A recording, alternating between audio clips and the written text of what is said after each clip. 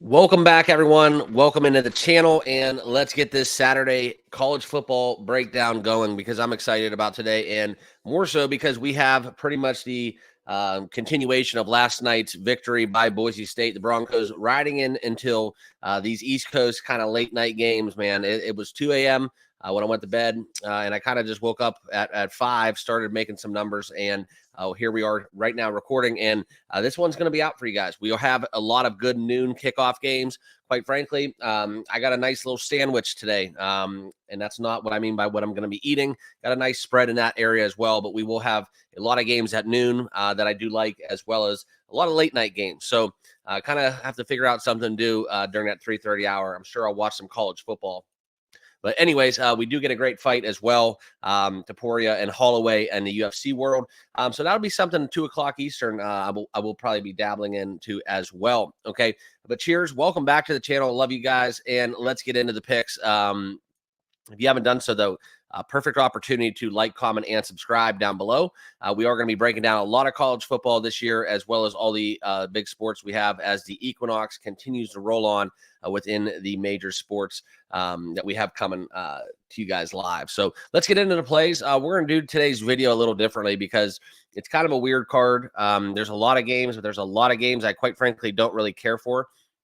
Okay, I liked a lot of the games during the week this week, most specifically last night, where all 3 games I had a little bit of action on. But let's get into the plays today.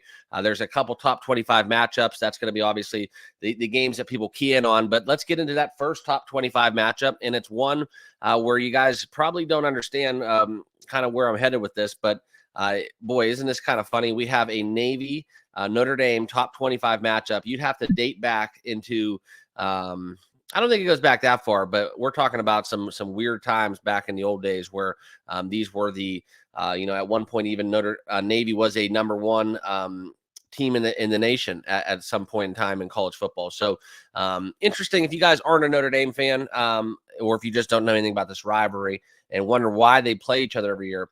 And now that with NLI, it's kind of all but gone. But do a quick little Google search in Notre Dame and the role of the if you want to call it the church or the priests within the concept of amateurism in college sports. It's actually a very good read. All right, but side note, I digress, and let's get back into the picks. Okay, this is one where, guys, I really have to lean into the Notre Dame aspect of this, and as a fan, right, I take the emotion out of it, but it's very hard to lay 14 points against a Navy or any kind of the service academies in terms of just laying that number, right? This is one of those games where you look at Navy 5-0 against the spread. They do throw the football a little bit more than normal, but this is a weird opportunity where you could honestly even dive into that Navy money line at almost 5-1. Right now, that number is sitting at plus 430. For me, guys, though, I do think this number's right. I think the number has moved in the direction of Notre Dame. I think this is something where usually it's that trap game where you don't really know what you're getting into with the triple option. But Notre Dame in the spot, I think they're getting better each and every week. And what they've done against some of the rushing teams that really have stifled them. And quite frankly, if you look at Navy and how they play, this is one where I do have a weird kind of play on the over. I think I'm going to actually get involved with the over in this game, because this is a dynamic Navy offense. But the biggest storyline here for me, guys, is kind of the value that you have on Notre Dame. Okay, I think this is a weird spot. It's something where I'm going to lean towards taking that 13.5 with the Irish. It's a great teaser candidate as well. I know you don't tease college football. It's not a good thing to do. But if we can get Notre Dame under a touchdown, where I don't really think there's going to be much field goals on the Notre Dame side of things. It's just, will they be able to stop that triple option for Navy? It's a more balanced offense for Navy, dynamic quarterback. And we all know how the triple option goes. Okay, now Notre Dame risking playoff contention by having to play 2 service academies in the same year. And what I mean by that is not from losing the game. I'm talking about losing players, going down with injuries, cut blocks, and all that stuff with the offensive line. It's just a different style of football that is being played, and scheduling nightmares. Okay, but that's kind of how I feel about it. I think this is a buy low spot on Notre Dame. I think this number should be set closer to 16.5. So I do see some value, but as a fan of college football that has watched this game year in, year out, I can tell you one thing. This is not a game where you want to bet too often against Navy. You just never know how that triple option is going to shake out. But I do think Notre Dame has gotten better on defense week in and week out. I think this is a great spot for the Fighting Irish. So I may lay it, may not. Like I said, I like it better in a teaser, but 13.5 is a number that I would give out as a best bet for Notre Dame, as well as that over 51 if you can find it out there in the market. That's how I would approach this game. Okay. And I didn't mean to kind of blow it all on the first game on the card. We got a lot more games on the docket, but let's get into the next noon game that I'm fired up about. And this is going to be Kirk Cignetti and the Hoosiers, right? Just Google it. It's happening at noon. We have the Washington Huskies and the Indiana Hoosiers. This number has climbed from 51.5 up to 54. This is a spot where if we look at the money line and the way that the public is betting this game, okay, we do see an overwhelmingly kind of amount of money on the over in this spot. And that's exactly how I feel about it. I like a lot of Big Ten overs today. We are going to back the over in the Indiana-Washington game. 55 is a number, though, that is kind of getting out of control. Okay, if you were able to get this at 54, 53, I like it. 55.5, that's kind of where we're really talking about getting into the 57s plus to 60 before anything actually kind of happens. Where you start to enter that territory. So if you guys are looking at this over, this is the worst of the number, but that was the play. And that's kind of how I look at Indiana as well.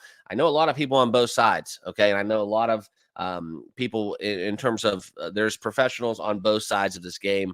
If you do like the Hoosiers and you want to lay the 6.5, understand the line is getting a lot of action. There is a lot of Husky money coming in late on this Saturday. And if we do get this Indiana Hoosiers spot, minus 5.5. Okay.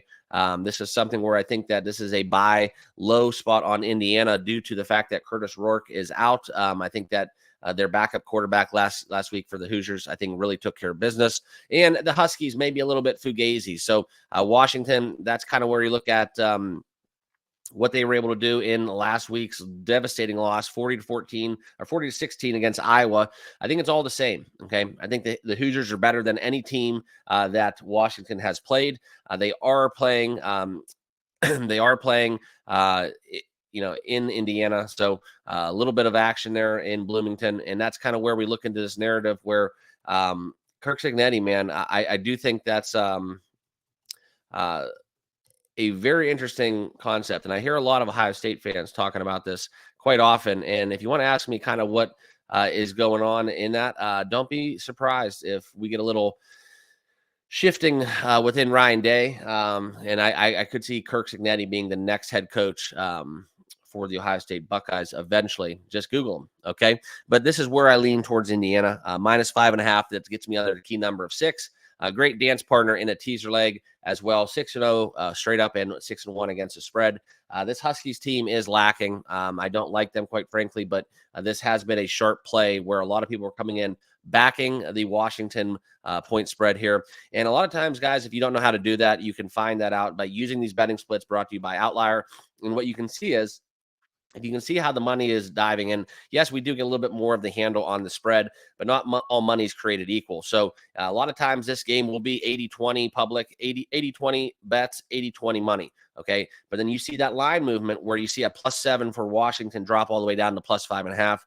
Not all money is created equal. So there is a lot of heavy hitters on the Washington Huskies. Quite frankly, I don't see it. If you want to get a little bit of a kind of talk about this game in more depth, it's something where I do think that Indiana, this is a great buy low spot. And if you want to look at some of the offensive numbers for Indiana, it does lend towards the over as well. So that will be my best bet in this game. Okay. And then the next one is another noon game, Nebraska, Ohio State. We're going to break that one down real quickly. This is actually a game where I don't really understand the number. So this is something where if you guys want to get behind the Buckeyes, +25.5 for the Cornhuskers in this spot, that is where an overwhelmingly amount of the money line action is headed, taking Nebraska +16-1 here on the money line. And if you want to talk about the Dylan Raiola-led Cornhuskers, this is going to be an interesting spot because of his recruiting saga, where he was kind of all said to be going to Georgia, Ohio State, and then all of a sudden winding up where, he gets that family tree situation in Nebraska, which is a great story in itself. Okay. But I do have a really good play in this game. One of my favorite plays of the card. I know Nebraska, we look at their offensive numbers and kind of what they're able to do scoring the football. I do think that there's some opportunity here where I know they got blown out by Indiana on the road, 56-7, not able to score. They only put up 14 against Rutgers, put up 28 against a horrible, sorry Purdue team. And then we do get, 24 against Illinois and 34 against Northern Iowa. But I think this is a little bit of a carryover from that 28-10 victory on Colorado, as well as UTEP, where early on in the season looked like they were all systems go. Raiola for Heisman in 2025. And, next thing you know, we're talking about a Cornhuskers team that's getting 25 points and a half on the road. I don't see it. I don't like it. Quite frankly, this is something where you look at this game. I think the Ohio State off of a loss, they travel home. I wanted to attend this game, but then once we saw kind of Nebraska shit the bed, it's just kind of not an attractive spot for me. But we have seen a lot of line movement to the over. This is something where I'm going to get behind this. Ohio State now, despite being ranked fourth, you still got to play with style points, because if they do end up dropping another, having 2 losses and playoff consideration, that's going to be an issue. So I think there's going to be a lot more points than we think. So I took the Buckeyes over 48. That is a best bet for me. I do also like them a little bit on the spread, but I'm not going to get involved with that 25.5 number. It's just too much for me. And sometimes you get Ohio State in an absolute explosive game, but I think this is something where Ohio State at noon, it just, I don't know, it has a weird kind of feel to it. So if I was going to play this side, though, it would be on the over of 48, and that is one of my best bets that I'll be giving out right here on the channel. Okay, next game I want to talk about is another great spot within Illinois and Oregon. Probably the best Big Ten matchup if you want to really get technical with it, outside of what we've seen with the likes of Cincinnati and Indiana and Washington. But for me, I got to find this real quick because this game is going to be a 3:30 kick. It's down there a little bit on the betting card. And we are going to talk about, I'll pull up the numbers for you guys. This is going to be an Oregon-Illinois game, another Big Ten matchup. So Big Ten football has been on a roll here on the program. But we do get a spot in this matchup where, if we look at it a little bit deeper, we are going to talk about the likes of the Illinois Fighting Illini being able to score some points. And I do see this being a kind of a not so fast kind of game. Both of these teams, you look on paper, all you hear about is Illinois' offense. You can look at the rankings. You see they're moving the football, what they were able to do and have their way against Michigan, outstanding. But here we go. We got the Ducks, another storyline where, the Ducks offense with what they were able to do in that Chip Kelly kind of tree down to Mark Heldrich. And just all of a sudden you get boom. You get Dan Lanning, a defensive coordinator from the SEC. So it's a little bit of a not so fast for me. I could see this going under the 54.5. I kind of want to be on that side, to be honest. I think it's a fishy total. I'm going to stay away from it. I like a lot of totals in college football this week. But this is one where this is kind of a lot of points for Illinois. Okay. 22.5. That's kind of where you look at this number. I liked it at 21.5, and now we've gotten a point to 22.5. So it's not so much the same Illinois team we're used to, but this is a dog-eat-dog conference. The Big Ten always has, always is. And I do think that Illinois, they were able to compete against Penn State late in the fourth, and I do think that Oregon 7-0, 4-0, they'll be ready for this game, but it's not going to be, I don't think, as much of a blowout as we saw against the likes of Michigan State. And quite frankly, Oregon was lucky to get away against that game against the Buckeyes there in Autzen. So Illinois goes west. I do like the over a little bit, but I think it's a spot where we get a little lower scoring game, and I do lend towards the Illinois side as we talk about a 22.5 point number. If it hits 23, I might be interested. I might also tease this where we get Illinois plus 28.5. That's very tempting to do. So it may make my teaser card. I do like to do one or two of those on a college football Saturday just for fun, but it's not going to be outside of my big major plays within just betting individual games. Okay. Next game is we're going to go up on the card a little bit because I did skip over it briefly. This will be one of my favorite bets, if not my bet of the day. Okay. And now we get a great number here. I was able to take this at 5.5. Okay. This is probably my favorite bet of the day. And I will put all my picks, by the way, of which I'm actually playing. I'll put them down below in the pinned comment. And then I will also throw them over on the Discord. So if you guys have not signed up for the Discord, links down below. Make sure you guys all get over there, and please follow me on X.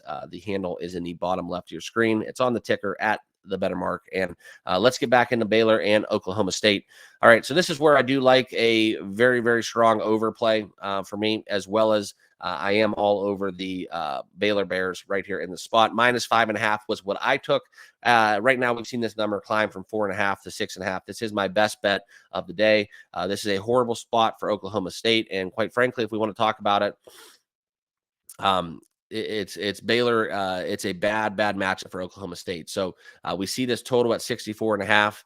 That's a big number. Okay. And we have seen this rise. This is something where this number's gotten out of control. It's 64.5 right now. There's thoughts and logic for both sides, but quite frankly, if we want to bet this game, it's going to be Baylor. 6.5, still good in my book. If you can find a 6 out there, I would take that key number, but I was able to bet it 5.5. But if I was going to play this game, this is my best bet of the day. Baylor Bears -6.5 if you want to take it at that number. But like I said, try to get it around a 6 if you are going to back that. Okay. And the betting splits don't really agree with me. If anything, they agree on the over, but Baylor putting up 50 points, Oklahoma State 38-35 against BYU in that loss. I don't know. It's kind of where I see this game in the 60s, but 64.5 is kind of right there on teetering on that. Do we get a late field goal or a late touchdown to go over the number? So I don't love it. For me, guys, like I said, straight up Baylor Bears. I got a -5.5. Take them up to 7. Okay. Next game we are going to get into, and I want to talk about this one because I think we have to.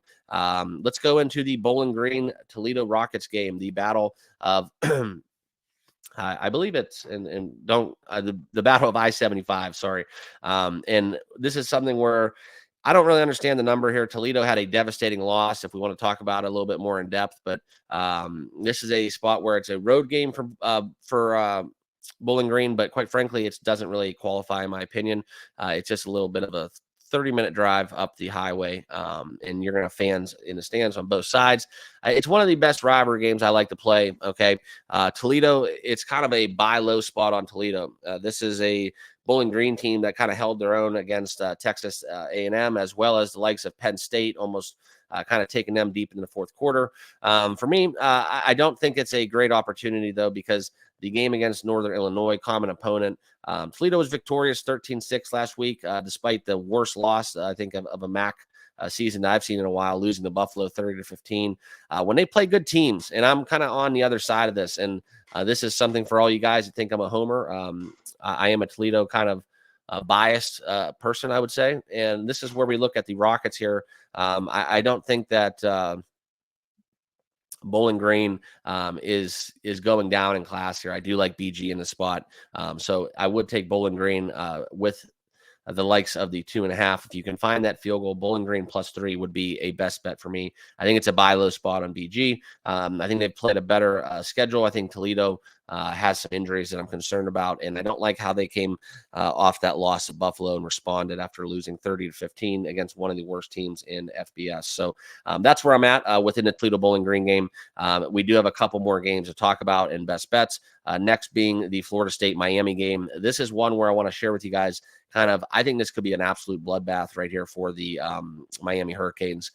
Not so much because of the fact that Florida State is a horrible football team, stocks down. This is going to be because of the fact that I think Cam Ward might have been watching a little Heisman Trophy kind of a glance last night as Ashton Genie kind of got the box loaded on him for the first time. And that was an interesting kind of game to watch unfold. But I do think Florida State here in the spot gets absolutely annihilated. I know a lot of people are taking the 21 points. This is a rivalry game in the Panhandle there, in Southeast Florida. But this is going to be interesting. Florida State may not be able to score a point in this game, and I do think Cam Ward and company, they're going to get it done. I know that Florida State, I mean, you talk about some of their games, 29-13 against Clemson losing. That lends towards the fact that you can compete on that stage, but I think Miami is going to be able to score points at will. And the only thing that really concerns me is Miami 38-34 against Virginia Tech. But the South Florida game 50-15, add in a little rivalry element. I think this is where, if you're going to bet this game, Miami team total, taking that over would be my best bet. We're seeing a little bit of the sharper side is on Florida State. And I'm kind of going against the grain here, guys. I think this is something where we'll see where this number heads, but I do think Miami gets this one done by 2 touchdowns. So another teaser leg candidate for me. And I think that Mario Cristobal, I think he gets kind of absolutely a little bit of a revenge spot in this game. I think that if they do get a lead, they're going to look to run it up a little bit. Miami jockeying for the top 5 position. This is more so than just, hey, we got our brothers up north. We have a pretty extensive kind of rivalry here, where it's not just for Miami contending for the playoffs, but you get into that conversation where they're going to have to kind of compete for the same players coming out of high school. The fans, it's all meaningful. So it all is a data point. And this is kind of where I think that this becomes a little bit more so personal. A lot of these guys probably know each other. And I think this is something where Florida State getting 21 on the road is a big number, and the data behind Miami does not back it up. But if anything, I would back the over Miami team total is a bet that I absolutely love as well. I kind of like this game in a lot of different avenues, so I'm not sure exactly how I'm going to play it, but I share with you guys kind of where I'm at. For me, it's going to be Miami or nothing, minus 21. Miami in a teaser. We can take the over. And the Miami over the team total. I'm not too in love with the fact that I think that Florida State may not score in this matchup. Okay. Next, let's get into another game. This will be a later game. I am going to skip over one, and then we will have 2 more games that we're going to cover here in this breakdown.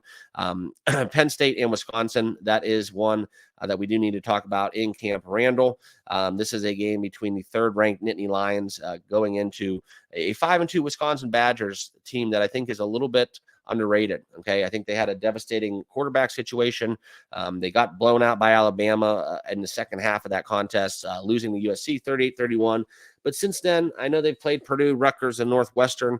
So I'm not going to get too in love with that strength of schedule. But this is something where I definitely would think that if you can find that 7 points with Wisconsin, it is a side that I would dabble in. Okay. And Penn State has not been a very good team covering the spread. If we look at them and kind of the back door that's available, 2-4 against the number, 3-4 for the Badgers. But I think this is a game where it lends towards the conversation where home field does matter. Okay. Home field does matter. It's going to be tough. I know that we look at this being a night game in Camp Randall. It's hard to play. It's hard to play there. And we've seen Ohio State come in there and have some unfortunate circumstance as well. And I think Penn State might be a little bit fugazi this season as they look ahead to next week as they play the Buckeyes. It's a horrible spot for Penn State. I do like the fact that Penn State has shown some weakness and some vulnerabilities. And the Nittany Lions, as they look to only beat USC 33-30, Illinois 21-7. They struggle covering the number, but they can score runs in some form or fashion. I just think that if we can get a touchdown at home for Wisconsin, it's one of those games where, quite frankly, it just doesn't matter who Wisconsin has going for them. This is just a great look ahead spot where I do think there's some value on the Badgers. So that is one of my best bets, taking Wisconsin plus 6.5. You can find a +7 out there juiced up, and that's kind of where I would go for college football. 7s are a little bit less valuable, but I still like the Badgers here. I'm going to take them +7 as a best bet. Okay. And then the later game, in the last game on the card, we're going to skip over the Michigan State game. I just don't think there's any value betting either side of that. If anything, I would lean towards Michigan State, but there's not going to be a full breakdown of that because I don't, quite frankly, love that game. Also, just before we hit it, Colorado, Cincinnati, Colorado. Shout out to them. I'll tip my cap. Dion really got that team rolling. I know they don't play anybody, but I got through that early on period of the schedule, and there's a really good chance that not only do they sail over their win total, but there's a chance they might be able to win out here. So we'll see what happens there. But Colorado, it's definitely in the cards. And boy, would the college football playoff and the media companies love to have the Colorado Buffaloes in the postseason. Okay. And then the last game we are going to dabble into is going to be one that I do like as well. This is probably one of my stronger plays where we look into the ever so important Utah State Aggies taking on the Wyoming Cowboys. For me, guys, this is pretty much cut and dry. It's going to be a game where I lend towards the over. 51.5 is the best number in the market right now. This number, I'm sorry, Apologies, I was looking at the wrong game. 57.5 is the over that we see on the board. You can also find Wyoming plus 2.5. So we have seen Utah State take some money. For me, guys, this is a strong play on Wyoming. Both of these teams 1-6. Wyoming is at home. Utah State is one of those teams, guys, where if you haven't watched them and you have 30 minutes, turn on this game so you could just admire the dreadful Utah State Aggies. Okay. And we saw it last week, right? Highest point total we've seen in college football in quite some time. We had it a 50-45 game between New Mexico and Utah State. And it just sailed over the total that was set into the 80s. Don't see that quite often. Okay. Also, UNLV giving up 50 points. Utah State probably the worst offense in the FBS, but now Wyoming at home plays a little bit better defense. I think they roll. They were able to beat Air Force 31-19. I love it here. I don't know why they're getting points. There's probably some injuries going on. We do see they have a couple running backs out on both sides. But for me, guys, this is a play on Wyoming. Love this bet. If we can get Wyoming plus 3, that's even better. It's trending in that direction, as well as the over in this spot, as well as we now see it 57.5. So I'll probably take my action from the noon slate, and we're going to all let this number climb, because if we do get this number a little bit higher, it's going to give me a lot more reason to take Wyoming. So let's let this number climb a little bit and then parlay some of these winnings from these noon kicks, and we'll ride that into the Wyoming-Utah game. I'll probably play that Wyoming. I'll probably play that over, and I'll probably play a same game teaser where we get 8 with a Wyoming, as well as the over 52 and a 6-point shot there. So that's where I'm at. I will post my plays in the comments here in a little bit. So make sure to check back this video. I know it's a noon kickoff. I apologize for the delay, but I appreciate you guys all watching, and we'll see you in the next video. Good luck with your picks. Enjoy this college football Saturday.